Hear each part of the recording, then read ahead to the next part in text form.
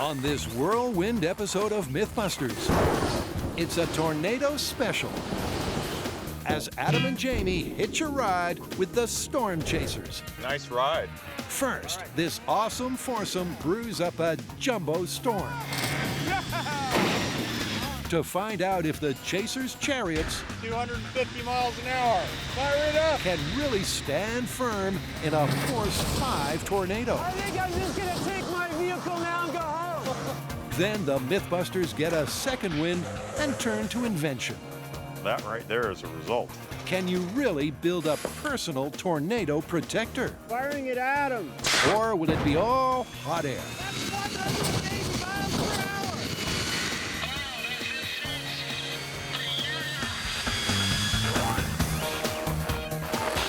Who are the MythBusters?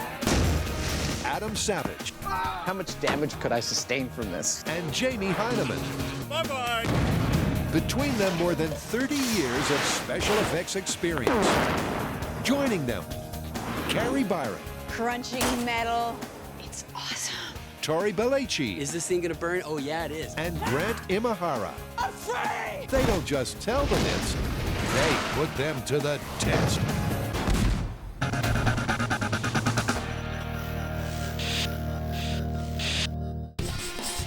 Get ready, because it's time to do the twister.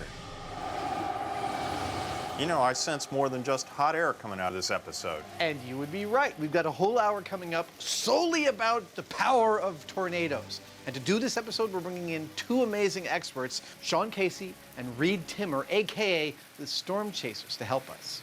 Ah, you mean those guys that have those cars they've specially reinforced and they drive them right into the middle of tornadoes? Exactly. Take a look now at these clouds as they are forming in the distance. When a tornado is forecast, Yeah, can you swing around and get that, please? the sane response is to either leave town or at least duck into a ditch.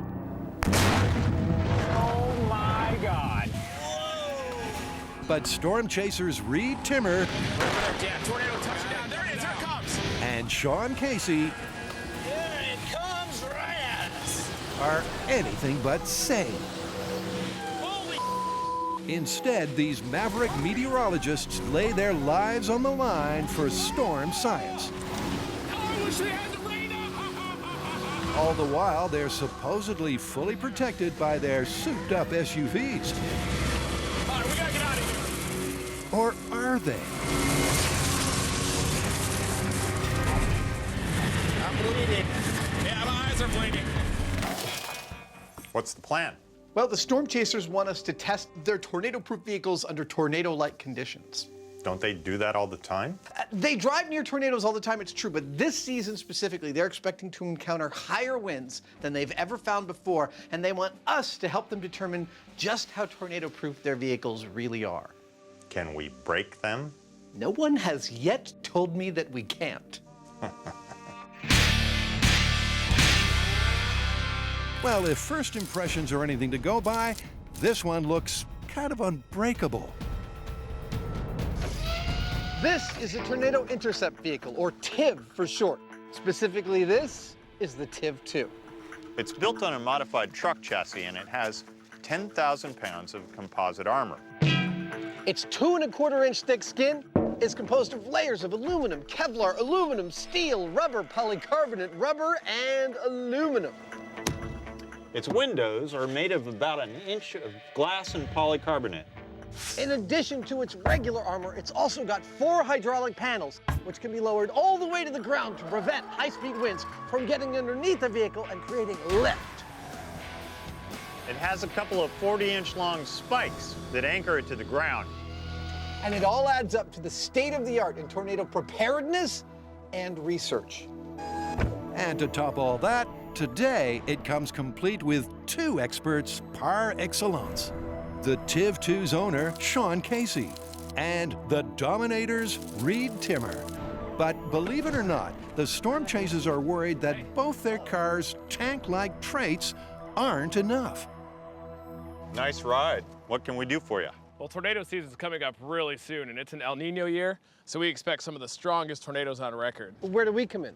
Well, this vehicle has withstood winds up to 145 miles per hour, but we'd like to know what the outer limits are. So can you guys make us a tornado to test both of our vehicles? Sure. Absolutely. Well, the MythBusters sure know how to brew up a storm. After all, they've built a perilous pea shooter. It's pretty serious. They've survived a round of man versus fan. I'm okay, but my suit's starting to come apart. And they joked around with Hollywood jets. That's a hot car.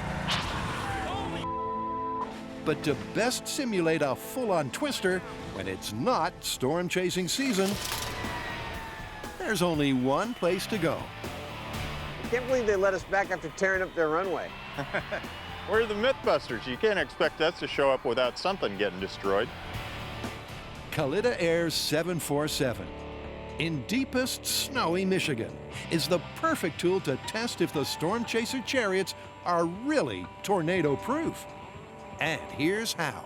When it comes to making tornadoes, there's really not a whole lot out there that has enough power to do the job. This is our tornado. Oh, it may look like a 747 to you, but to us, it's the perfect experimental platform. All we got to do is push on this lever. And this engine spins up, putting out 45,150 pounds of thrust. And out comes a tornado. Simple, really. And what's more, it comes with the storm chaser's seal of approval. There are three parts to the winds inside a tornado. The rotational, those intense updrafts, and just the pure raw wind speed. And for our vehicles, it's that raw wind speed that we're most interested in. And that's why a 747 engine is the perfect tornado simulator. The 747 with its massive thrust is the perfect storm for this experiment. It'll unleash its tornado-like power directly onto the storm chaser's chariots to see if they can hold firm or flip out. But first up for this simulator is some data collection. This first run with the engines is all about data gathering. What kind of wind speeds can we expect? And that's where this device comes in. These gauges are wind speed indicators from airplanes, and they're connected to a pair of pitot tubes that are also normally bolted to airplanes, like the one behind me. When we turn on the one behind me, these pitot tubes connected to the wind speed indicators monitored by the camera are going to tell us precisely what wind speeds we're getting from that engine at 4 feet off the ground and at 4 inches off the ground. At 140 feet from the engine, and 190 feet from the engine. Once the guys know the wind speed at certain distances from the engine, they can put the storm chaser vehicles in place with a degree of predictability. You guys ready? It's time for some data collection. Let's see what kind of wind speeds these things can produce. All right. Okay, let's fire up the engines. The pilot puts the pedal to the metal. The noise goes through the roof, and the 45,000 pounds of thrust does the business.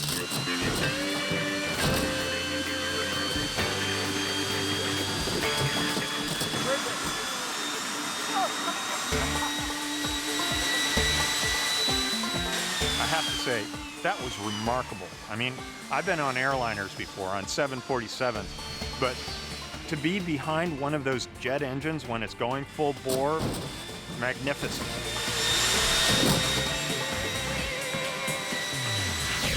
At 140 feet, the wind speed measured 200 miles an hour. At 190 feet, it was 130.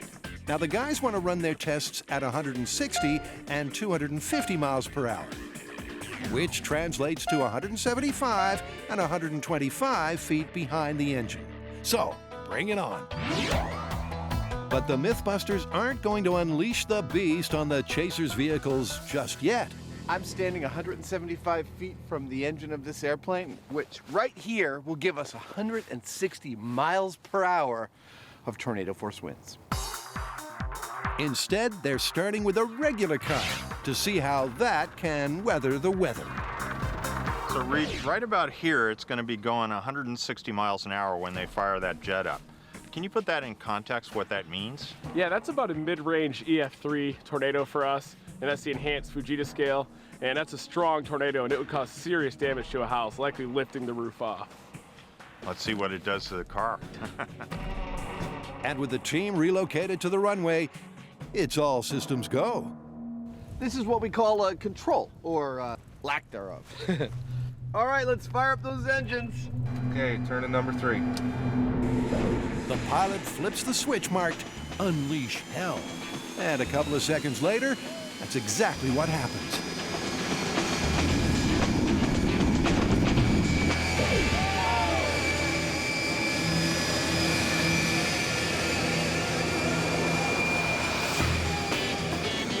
The car is quite literally a pushover. And that's got Sean a little torn.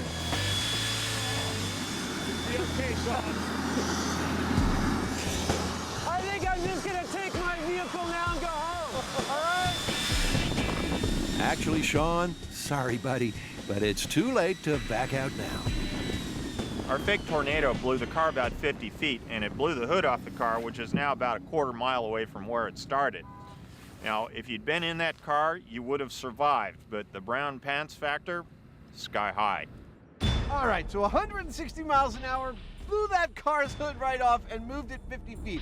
You guys ready to put the TIV-2 and the Dominator to the test? Definitely. Yeah, let's do it. All right, let's do it. Undeterred by Test 1, it's full steam ahead.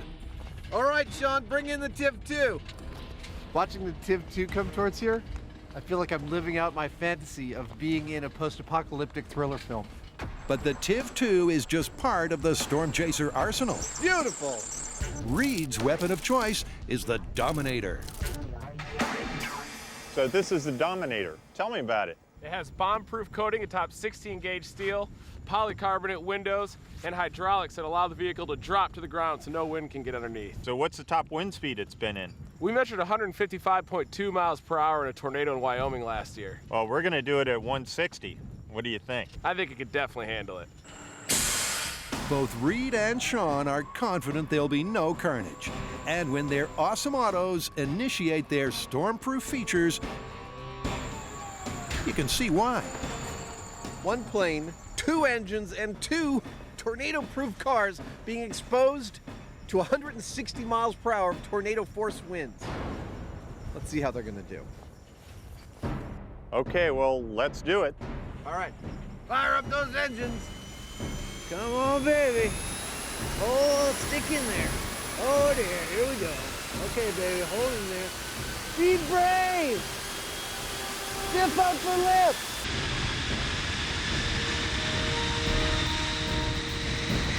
Remember, they've chosen 160 miles per hour because it's faster than the fastest wind speed either car has ever endured. At first, it seems like it's plain sailing, but then... The TIV's door gets ripped open. But luckily for Sean, nothing else moves a micron. That would have been a wild ride. Safety, that was awesome. We made it. So it's job done. Other than a flawed door, the vehicle's held firm. I think the test went very well, except for one thing. I forgot to lock the driver's side door. So something to definitely remember in the future. The Dominator handled the 160-mile-per-hour wind like a champ, and that's the strongest one we've ever experienced with this vehicle, and it was totally fine, didn't even budge. But remember, you're watching MythBusters, and the fat lady's not even close. Well, they survived 160. Yeah, they did, but that's not all we're gonna give them, are we? No. Let's ramp it up.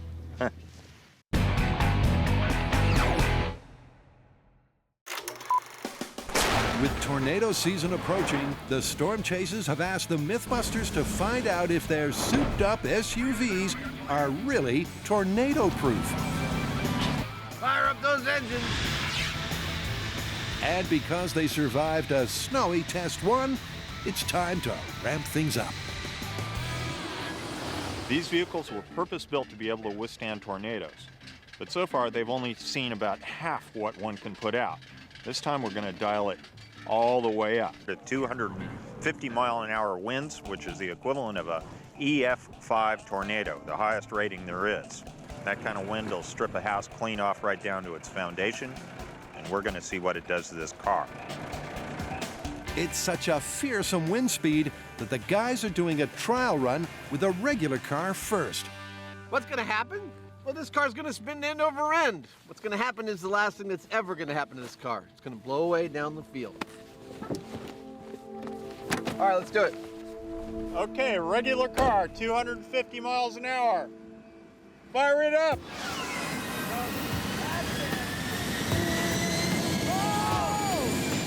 From zero to hero, the jet soon reaches full throttle, whereupon the car tumbles like a toy.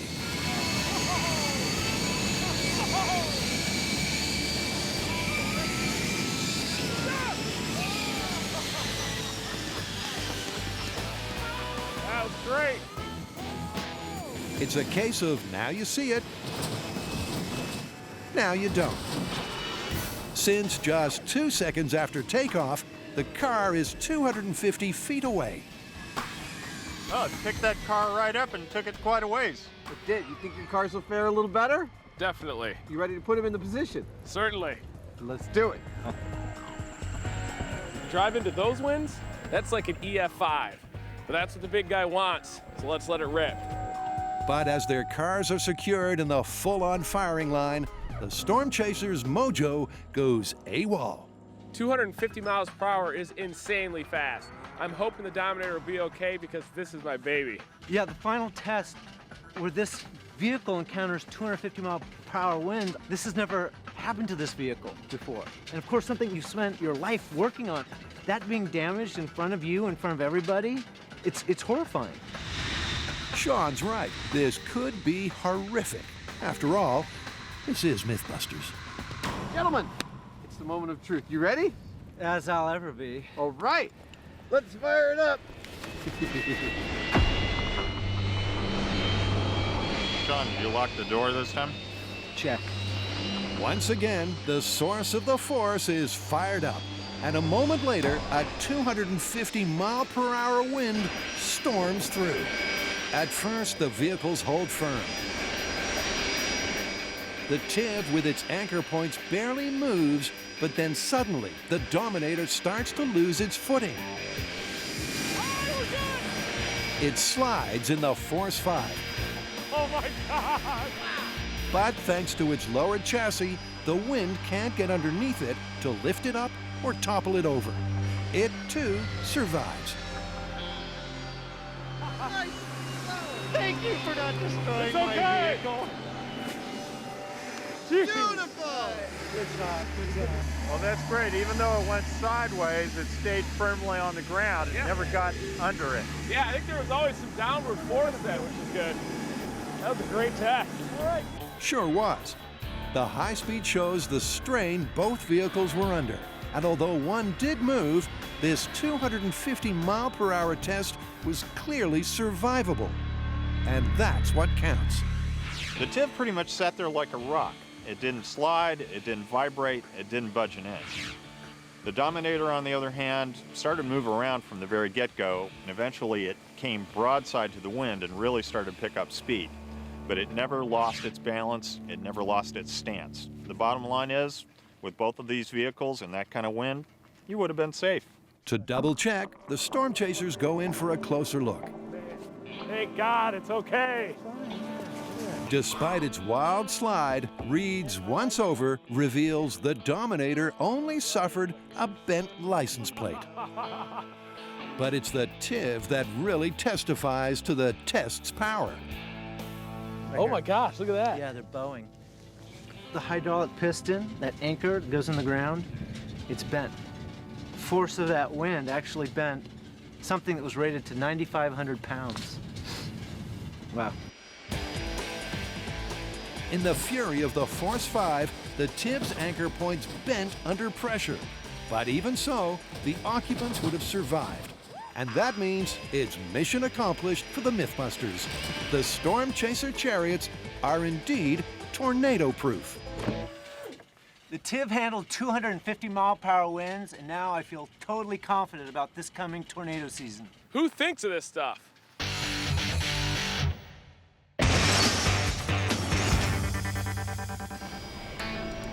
The Stormchaser vehicle survived a 747's most powerful tornado. Thank you for not destroying my vehicle. And that means that both cars can get the MythBusters seal of approval. But Adam and Jamie are the gift that keeps on giving.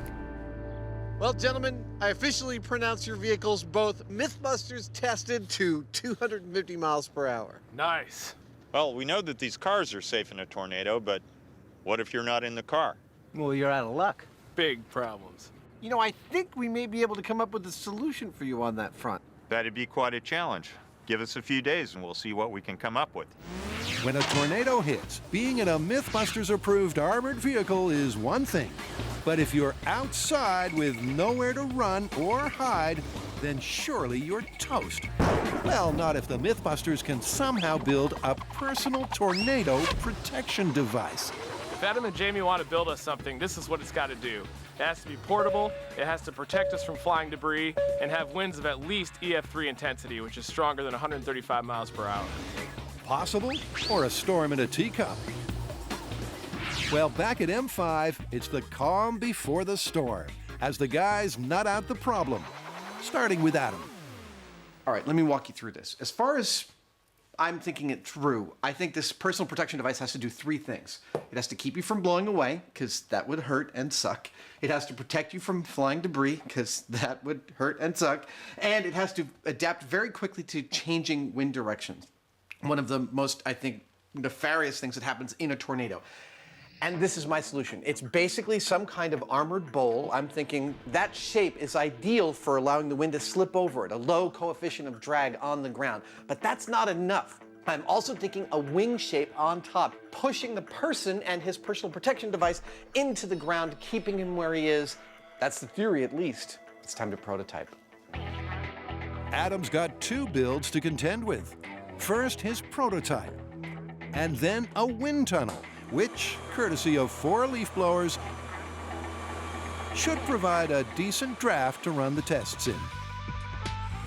And thanks to the wonders of editing, both are ready just about now. So I put together a whole collection of funnels, cones, and bowls, both with and without downforce wings, and I'm going to place each one of these in my simulated tornado's path and see which one locks itself best to the ground. That's the plan, but it's not a good start, as none of the metal bowls is what you'd call stable. The addition of a downforce wing may be good in theory, but it's not so good in practice. A final pit stop sees Adam minimize the surface area exposed to the wind, and that gives cause for some hope. Until that one, too, bites the dust. Well, little dude, I've tried every combination of bowl and cone and wing that I can imagine, and as far as I can see, everyone I'm using makes such a high profile, they all just blow away in the wind, even worse than nothing. I think we gotta check this one. If you agree with me, don't do anything. I think he agrees with me. And that means it's Jamie's turn to focus on the problem. So our question is, how are you going to keep yourself from getting blown away in a strong wind? Obviously, if you're standing upright, it's easy to knock you over. You could start lying prone, and in this way you would present less surface area to the wind, and that's a good thing. But what if the ground is smooth and hard? You don't really have any way of digging into the ground or putting a stake on it. And that starts me thinking that maybe we can use the wind itself to give you traction.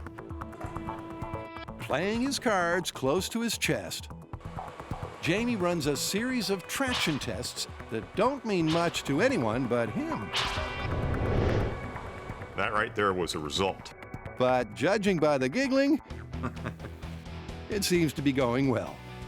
Kind of like a wing shape. After a whole afternoon of dialing in the testing, Jamie's finally ready to reveal all. After a lot of fussing around, this is what I've come up with. This thing is made of several segments. It has a wind vane on the back, and It has a pivot point and spike that grabs on the ground. Now, how this works is this. As the wind comes over it, this wedge-shaped design allows the wind to press this spike into the ground and gives us traction. It also allows that spike to serve as a pivot point that he can shift with thanks to this wind vane.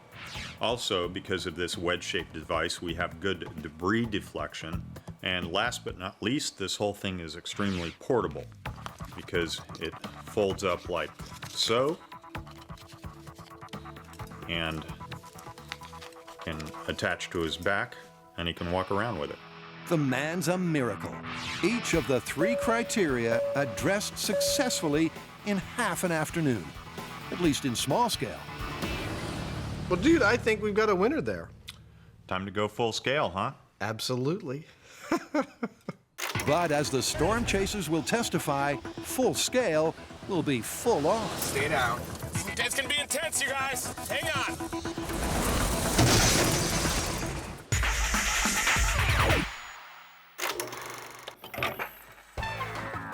Twisters can be seriously dangerous. No, not those twisters. Those twisters. But to reduce that danger, at the storm chaser's request, Jamie's prototyped a personal tornado protector. And it's time to go full scale, where the first step for Jamie is to determine what to build it from. This material is foamed polyethylene. It's a very common plastic found in things like milk jugs and shopping bags. It's very tough. It might even be debris-proof, which is why we're thinking about using it on our tornado shield. I've set up this rig which mimics this angle, and I'm going to be firing a soda can at it at hundreds of miles an hour.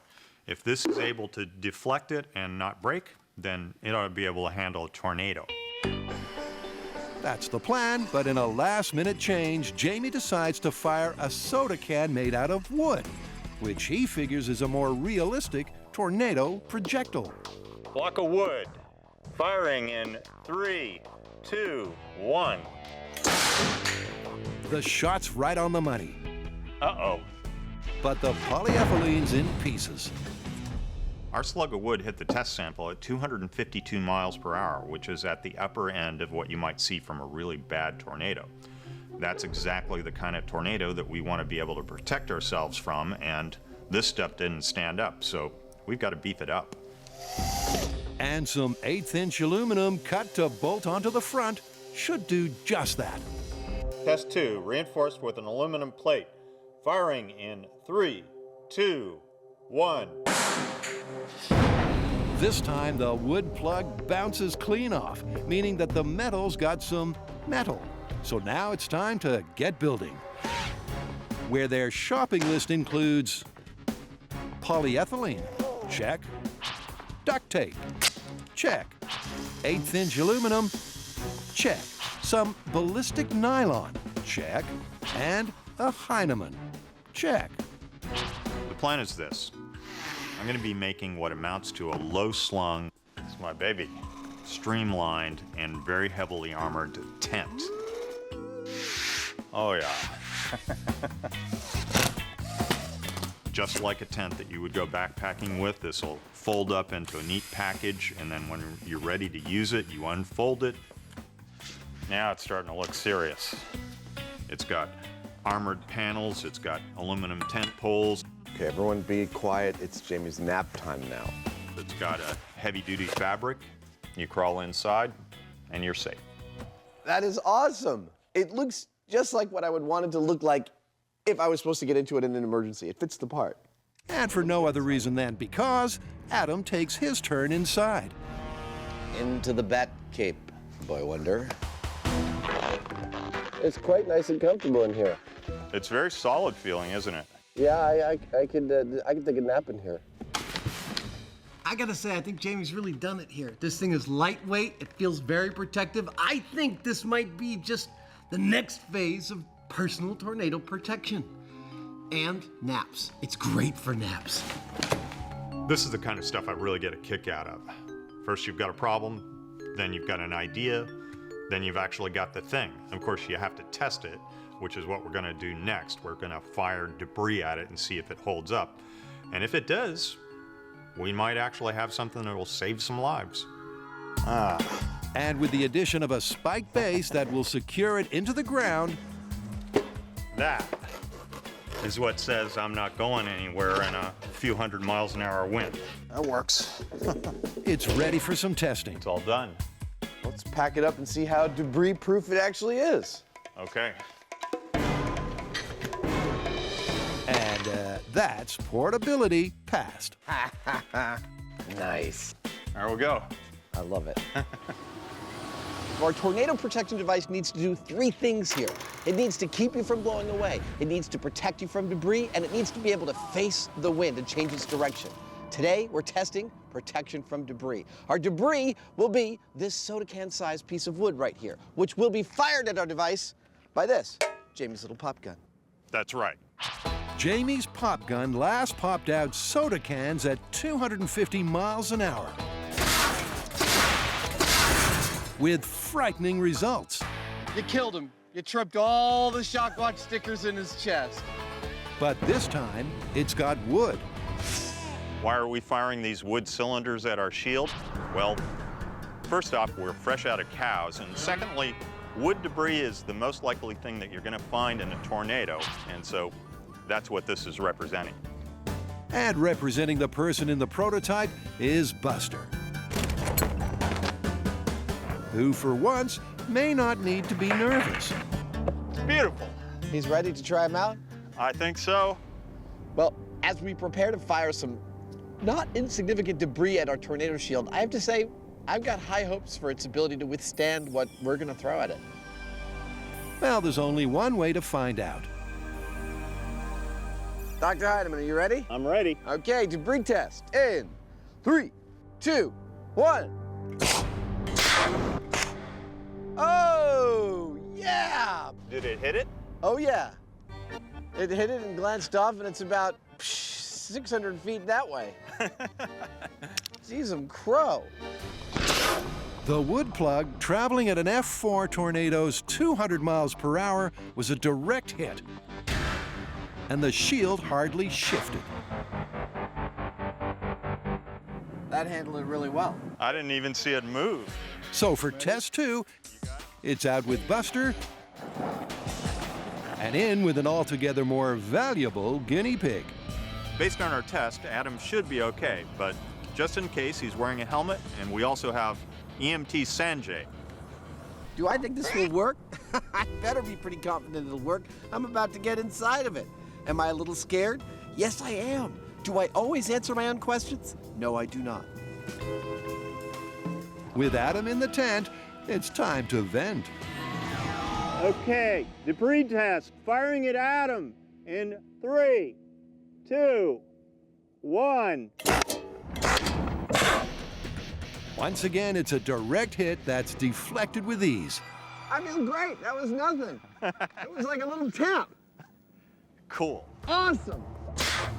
Well, as we hoped, as we expected, and as we saw, the tornado shield effectively protects its user from flying debris, even debris flying at tornado-like speeds. Now all we need is a big tornado to test out the rest of it. It's pretty simple, really, but sometimes the best ideas are. And the fact is, it worked. Now all we need to do is find a tornado. That shouldn't be that hard.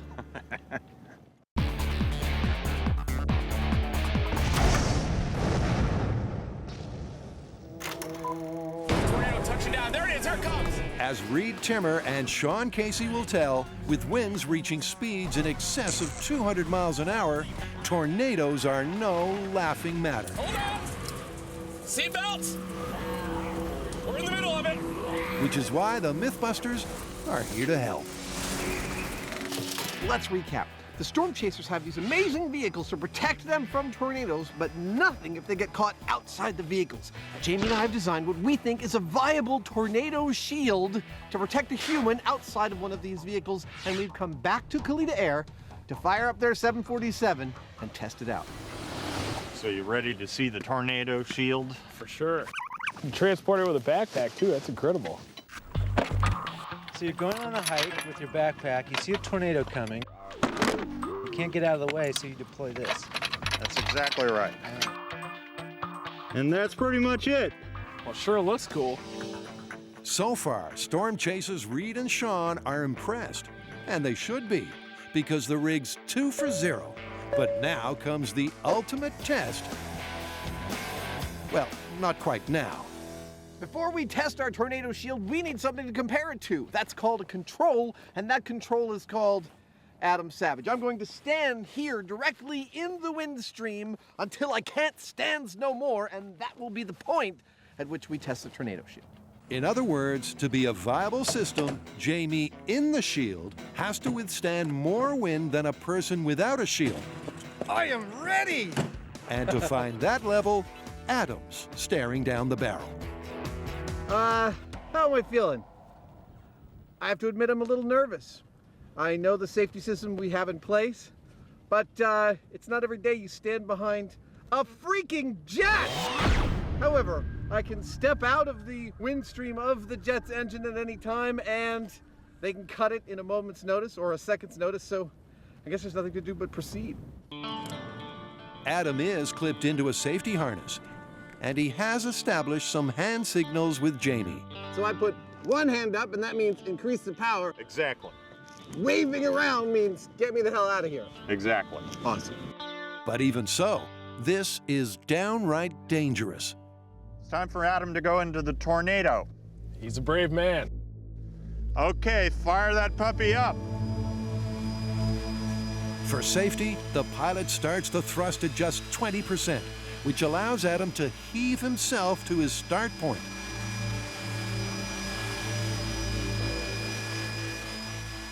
Once there, the pilot ramps up the thrust.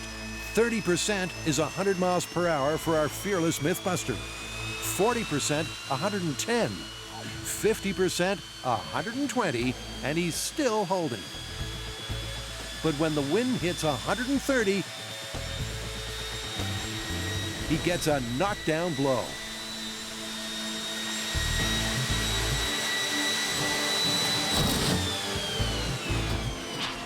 Like a feather in front of a fan, Adam stood no chance.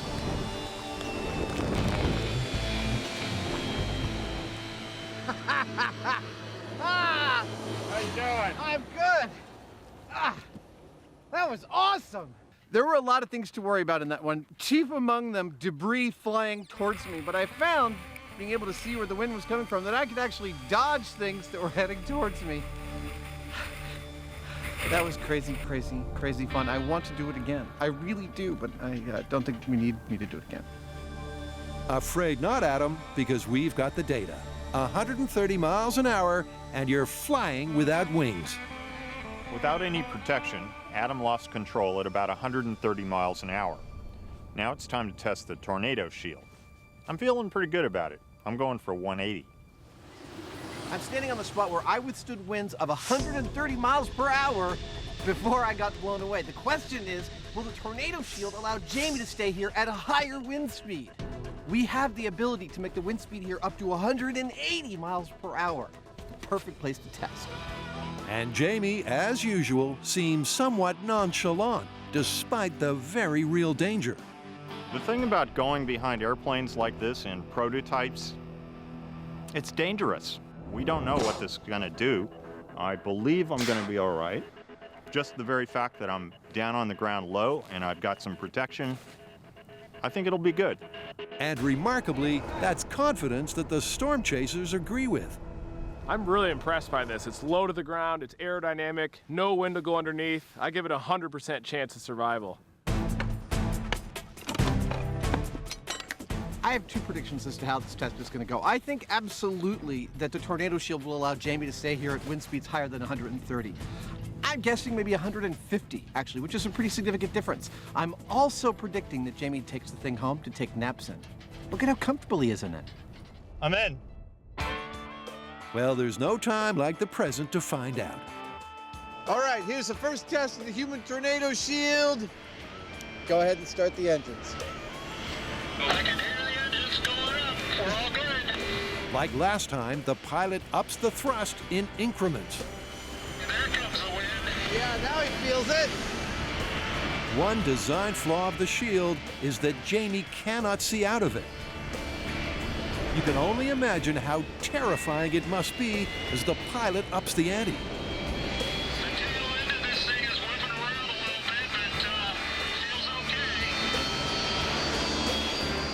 The shield holds up well as the wind creeps beyond 130.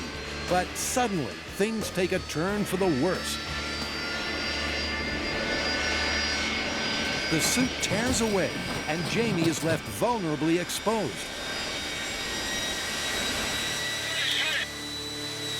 The pilot cuts the engine almost immediately, but like some sort of cyborg, Jamie survived intact. How you doing? I was fine. The tornado shield wasn't. It just like all the... As the wind hit 135, the suit went AWOL. But the pilot cut the engines before any real harm was done. The weird thing is that you're in there in the dark. That's something that we need to rectify because that right there is enough to freak you out. Once the wind started going, I was fine. The problem comes when things start to flap a lot. And at that point, it started to kind of move around to where it actually moved away from me. But once Jamie collects the shield from the other end of the airport, It's still all there. Looks like a pin fell out. it seems all is not lost. Moments ago behind me, what happened was the tornado shield's top separated from its bottom, effectively delaminated, exposing the creamy center that is James Heineman. Jamie is going to make some modifications. He's going to get right back on that horse and get in front of that jet. That's the spirit. I'm standing in the main deck of the 747 cargo plane, not for anything to do with the story, but just because it's so freaking cool. This is one of my favorite parts about this job, is getting to look around the corners and see some of this stuff while we're working on other things. All right, now back to your regularly scheduled program. It's getting stronger. Being outside during a tornado is a potentially lethal idea, something Jamie's just confirmed. His tornado shield was looking promising until at just over 130 miles an hour, it blew it.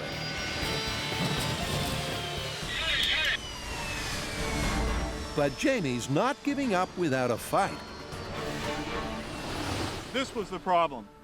These things right here, I made pivots so that the whole thing could fold up neatly. They're what actually holds the whole thing to the ground. Because they pivoted, they were allowed to move and they let go of the actual shield. So we're gonna actually bolt them in place and bolt them to the shield. They won't let go this time, and I think I'll stay in place. So Jamie's getting back in the saddle, and he's more optimistic than ever. But having seen the last test's failure, the stormchasers aren't convinced. When we chase tornadoes and go into them, we're in 14,000-pound armored vehicles. We're getting into it. I mean, what we do is on the verge of insanity. What Jamie is doing is just plain crazy. All right, there it is. Good luck. There he goes, one of God's own prototypes. Once more, Jamie suits up directly behind the warming up engines of the 747. Are you all right? Okay, I'm good. Okay. All right, ladies and gentlemen, back by popular demand, it's Jamie Heineman in Tornado Shield 2, the Back to the Drug Board Tour. Jamie, take it away. Still standing by. All right, start those engines. Jamie sounds really impatient in there. He's like, I'm still standing by, as if we've, like, forgotten about him. Okay. Here it is. Sound the exhaust. Here we go. It's getting scary. At 110 miles an hour, Jamie's finding it a breeze. All good. Snug as a bug. So the wind speeds increased to 130. That's picking up a little bit. Still good.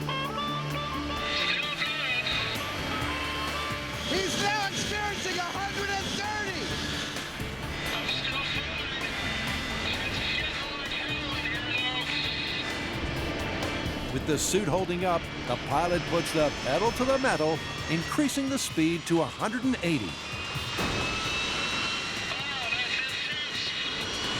Jamie and the suit are clinging on for dear life, but that seems to be working.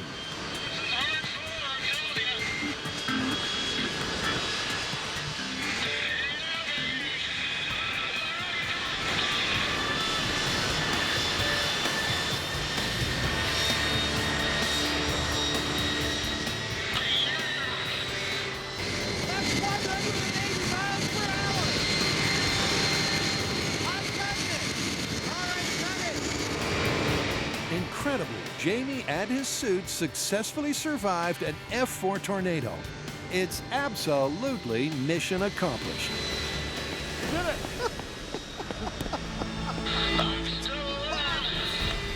He withstood 180 miles per hour.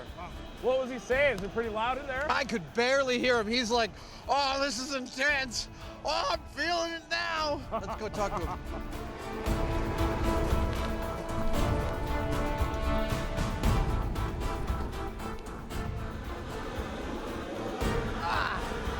That was 180 miles an hour. Yeah, baby! 180.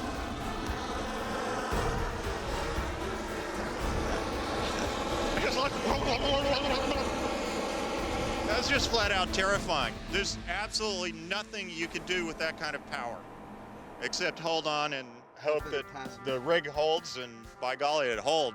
It held. It held. I was waiting for the claw to what's going to let go, but nothing did. I was getting beaten by the surface of this thing. Wow. It's like being spanked. Okay. Nice work. The high speed shows just how intense that was. With ice chunks hitting and a 180-mile-an-hour wind, the prototype rocked. I gotta say, when we first started talking about the Tornado Shield, we went through a lot of design ideas, but I didn't think that any of them would have withstood what I saw here. Nothing prepared me for how devastating that wind was, and our Tornado Shield, with only one modification, held its ground in 180-mile-per-hour winds with nothing holding it down except some spikes, keeping it from sliding. That is amazing. Jamie did great. The first test he did, he failed. Miserable. But he did alterations, and in the end, he came through with flying colors. I don't know that everybody in the tornado belt is going to want to carry one of these things around, but we saw what happened to an unprotected person. We saw what happened to a car. And the simple fact is that if you had one of these and you got in it in a tornado, you'd be safe. Well, you guys wanted a tornado, and we brought a tornado. And you've got a new piece of hardware for your kit. Man, I can't believe you did that. It's going to be a great tornado season.